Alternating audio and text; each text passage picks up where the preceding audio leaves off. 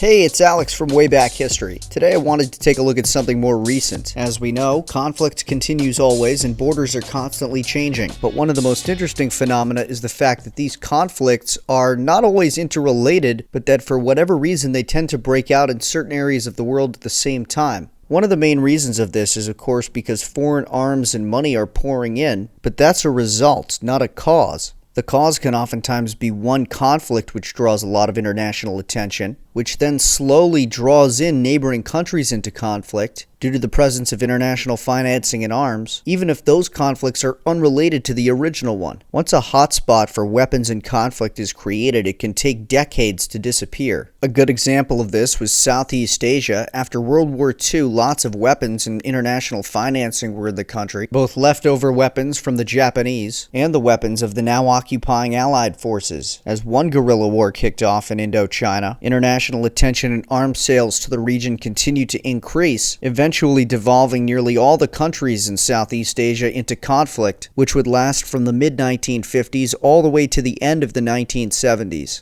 A similar situation exists in the Middle East, except for the fact that it has continued to grow and build, sucking in a larger and larger proportion of global weapons sales and financing. The original wars in the region, of course, mainly have to do with Israel, which has been involved in a near constant state of conflict since its creation in 1948, although it's come out either victorious or in a stalemate on nearly every occasion. In the last few decades, of course, the Cold War in the region between Iran and Saudi Arabia has been a big driving point behind conflict, but at the same time, Iran has a weapons industry and has been under an arms embargo for the past several years. Still, it supplies a lot of weapons to proxies in the area. However, just the Iran-Saudi Arabia standoff and Israel's wars certainly do not account for the fact that in the last 5 years, approximately 50% of all global arms purchases were made by these 19 governments, and that doesn't even include ISIS. Remember, back in 2015 and 16, so in this time window, the Islamic State of Iraq and the Levant had a lot more territory and was importing a lot more weapons. However, they never made the numbers publicly available, but it's safe to assume that if you include ISIS arms purchases in this number, it would potentially jump a solid bit over 50%. That being said, ISIS did use leftover equipment, mainly American, from the 2003 to 2011 Iraq War, kind of like the rebels using the leftover Japanese equipment, kicking off the Southeast Asian conflicts. But even throwing ISIS in there doesn't explain why 50% of the world's arms purchases are made by these governments, except to demonstrate that a few conflicts in a region can help spread violence throughout the region. Clearly not everyone, and in fact very few, are connected to either Israel, the Iran-Saudi Arabia Cold War, or the Islamic State and its wars. So I want to go through country by country, showing what arms are being used for, how much is being bought, and who are the major international players. Let's start in the West, in the Maghreb, by taking a look at Algeria. Now, Algeria is a former Soviet client, but in the early 2000s it experienced bouts of terrorist attacks, largely stemming from al-Qaeda insurgencies not only on its borders in the south, but on its border with Tunisia as well. Around that time, America and France began providing military support, and France was in fact directly engaged in operations in neighboring Mali, with American and French support also extended to Algeria for its fight against terrorist factions. And America's gotten involved directly in a limited way since the mid-2000s as part of its Africa Command. Algeria continues to fight in both the south and the east against forces mainly affiliated with the non-governmental Islamic jihadist terrorist faction, Al-Qaeda in the Islamic Maghreb. Ditto for Tunisia, a country that had its fair share of internal difficulties with the Arab Spring and also continues to battle Al-Qaeda in the Islamic Maghreb to its southwest. Tunisia's share of arms imports is fairly negligible. However, Algeria imported 4.2% of all arms in the last 5 years, with Tunisia being proportional to that. However, with the recent rise of China, which we've discussed on this channel before, the influence of the Chinese Communist Party has had an extended influence on this conflict, despite the support of the American AFRICOM and the French, which of course have a checkered history of their own with Algeria. The number 1 and 2 weapon suppliers to Algeria and Tunisia over the last 5 years have been Russia and China. This is more of a return to form for Algeria, which of course course, had a good relationship with Russia during the Soviet era and still retains its socialist government from the day, much like China, who, despite importing a lot of arms, also sells a lot, with Algeria being an increased purchaser in recent years. Not a ton of data is available on what proportion of weapons sales are going to Libya, but it's safe to say that in the last 5 years, as not only has a civil war raged, but ISIS was also once involved, that a comparable proportion of weapons to its neighbors have been imported by both of the Libyan rival factions, with the Libyan government of national accord armed with mainly Turkish weapons procured by the Turks from a variety of countries around the world, while the House of Representatives of the Libyan Arab Armed Forces under General Haftar mainly gets its weapons from the United Arab Emirates and the Russian Federation, with support from neighboring Egypt. Egypt buys proportionally more weapons than almost any other country. Some of those doubtlessly indirectly end up in the Libyan civil war, but this is hardly the only conflict that Egypt is involved in. In the past, Egypt has battled large insurgencies in its middle south, which is mainly composed of desert outside the Nile Valley. It also uses its military along the Red Sea, completing Egypt's southern border on the eastern side, a chunk of which has long been claimed by the governments of the Sudan. Despite the fact that Egypt was victorious against the Islamic insurgents in its south, arms imports continue not only because of these two issues, but also because of another Islamist uprising. This time the Islamic State proclaimed a province. ISIS set up shop in the deserts in the middle of the Sinai Peninsula, declaring the Islamic State of Iraq in the Levant province of Sinai, in a vacuum of Egyptian control not far from the flashpoint of Gaza. Although this branch of the Islamic State imported a negligible amount of the total arms trade, its presence certainly helped to account for Egypt's gigantic share, with Egypt importing nearly 6% of all global weapons in the last 5 years. Although Egypt also has a traditional relationship with Russia, it's become much closer to France and America lately, and its number one arms supplier is now France, with the Egyptian administration now also working closely with American foreign policy. Still, the next highest amount of weapons that Egypt imported did come from Russia, and the relationship does continue as Russia attempts to check American and French influence in the country. Now, in the neighboring Gaza Strip, since 2005 it has slipped from Israel's control and into the hands of the Iranian-backed Hamas group. However, a blockade has been put on the territory since then. Despite this, weapons are still smuggled in, the intent obviously being for wars with Israel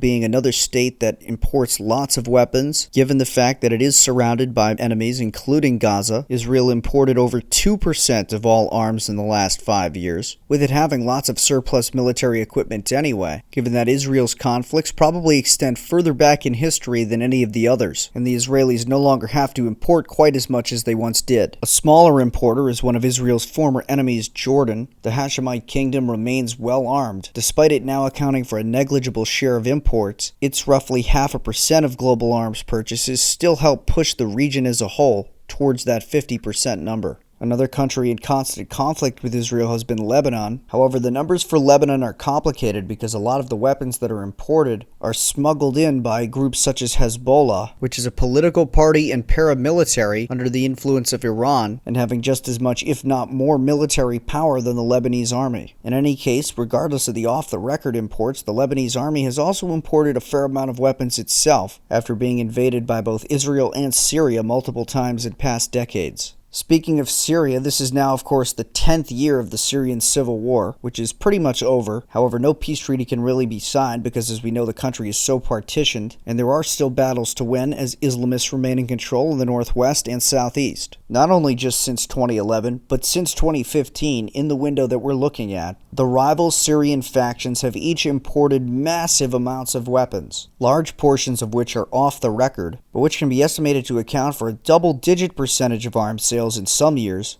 especially in the early part of the frame that we're looking at in 2015 and 2016, when war was still raging between all parties and the Islamic State had a lot more territory. Most of the weapons carried by the Syrian Arab Republic, that's the Assad government, seen here in red, came from Russia and some from Iran, but mostly from Russia, which has a military base in the territory on the Mediterranean coast, and several air bases throughout the Syrian Arab Republic territory as well. There are American arms in the north and east Syria and Al-Tanf areas, the Al-Tanf area being a military deconfliction zone under American control, although nominally supporting the Turkish-backed government in the north, while the North and East Syria administration opposes the Turks and their interim government, but also has American backing, or did until the quote-unquote abandonment of the Kurds by the Americans last year. Since then, the Kurds in North and East Syria are bolstered by forces from the Syrian Arab Army. However, as former enemies, the two don't mesh, and the Assad government has mainly created operational zones along the northern border to oppose Turkey, with Russian weapons remaining in Assad hands and American weapons mainly remaining in the Kurdish hands.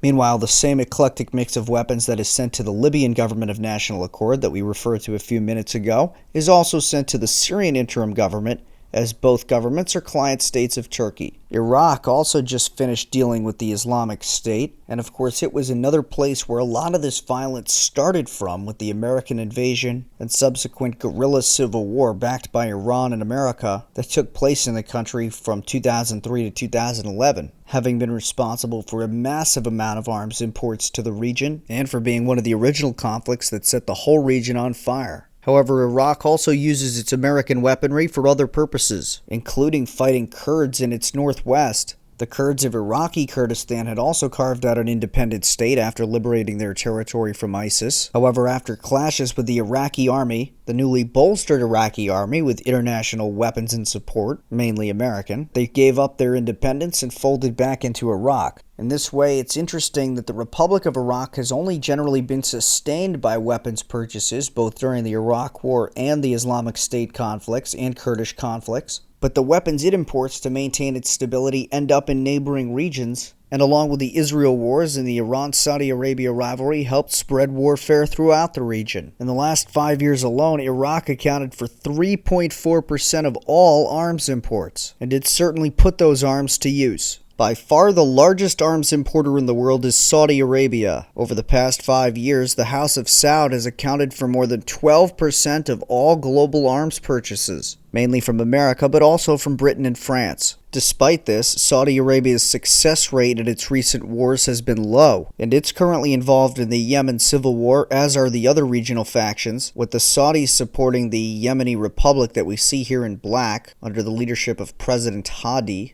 Not only has the war overall been a humanitarian disaster, but Saudi Arabia faces military disaster as well, as the Hadi government controls very little useful territory compared to its rivals. Because Saudi Arabia continues to funnel arms in, it imports massive amounts of arms itself. However, most of these arms are not going to good use due to the extreme inefficiencies of the Saudi Arabian military-industrial complex, and it takes a massive amount of resources to achieve the results other countries can often get from a smaller effort. However, Saudi Arabia has the money to spend, so they do, again accounting for somewhere around an eighth of all global arms sales in the last 5 years. Qatar, or Qatar, which is increasingly threatened by Saudi Arabia in the last several years, has increased its military spending a huge amount and is now a top 10 military purchaser in the world, with Qatar accounting for 3.4% of all global arms purchasing in the last 5 years, mainly from America and France, mainly for the purposes of opposing Iran, but oftentimes used to deter Saudi Arabia, including a plan to dig a moat around Qatar's border, and a joint plan from Saudi Arabia and the United Arab Emirates to invade Qatar 3 years ago. The spending has made for effective deterrence so far. Just like Iraq and Qatar, the United Arab Emirates accounts for about 3.4% of the total global arms purchases made in the last 5 years. However, like Iraq and unlike Qatar,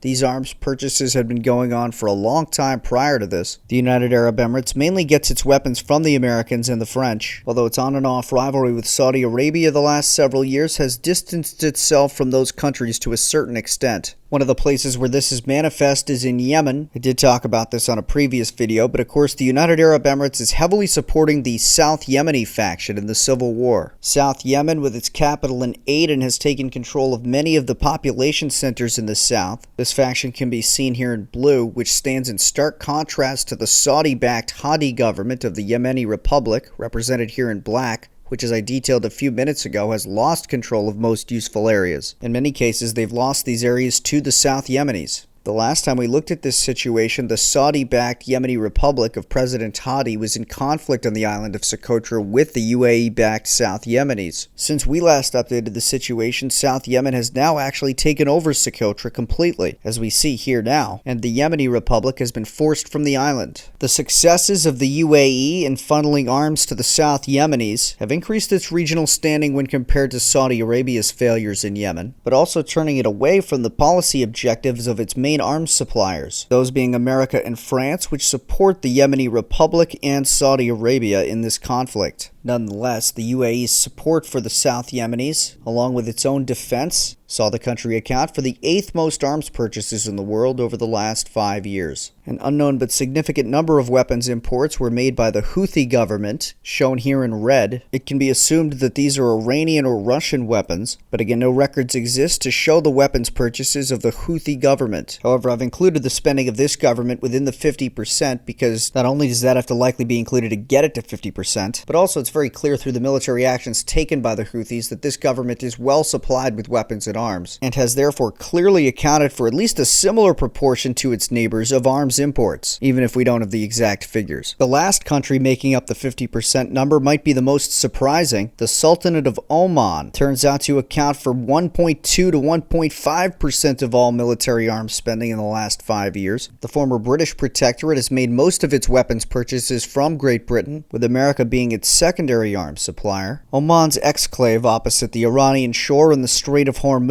accounts for a huge percentage of its defense spending, and although Oman does have the civil war in Yemen technically on its border, in reality, it has lots of desert as a buffer, while the Strait of Hormuz is one of the main choke points in the entire world of international trade, and is one of the most strategic geopolitical locations in the world. As such, lots of British and American resources have gone into building up Oman and bolstering it against Iran, although Oman is not involved in any wars, and generally does retain a good relationship with all sides, including the Iranians, Chinese, and other enemies of the British and Americans. So as you can tell, there's a wide array of reasons, and some very deep causes for these conflicts and defense spending by countries, many of which see their conflicts as interrelated. However, the reality is that the situation is a multitude of different conflicts, which are not always interrelated, but when armed force is introduced to one conflict in a region, it seems to get introduced to the others in the region fairly quickly. This is how an entire region can devolve into warfare, even when the conflicts are seemingly completely separate. Once chaos has ensued, it can take decades to restore order to a region, and this is clearly the case with the Middle East, where arms purchasing seemingly continues to increase. However, I hope that going forward, you can at least look at a little bit of the nuance of the conflicts of the Middle East and how they interplay with each other, rather than viewing the region as one big war zone. The subtleties of these conflicts can't be overlooked when assessing why 50% of the world's arms purchasing is made by these governments. The governments each have their own individual causes, reasons for conflict, and foreign patrons, and because of that, the motivation behind weapons purchases by these governments is completely different for virtually everyone. While some of the conflicts are interconnected or seen as interconnected by the governments, a lot more of the violence is caused by these individual issues than by any perceived inherent qualities of the region. Well, thank you again for checking out the content. I really appreciate it. Make sure to check out our channel page, subscribe, like, donate on Patreon, and again, thank you for watching. I'm Alex. I'm out.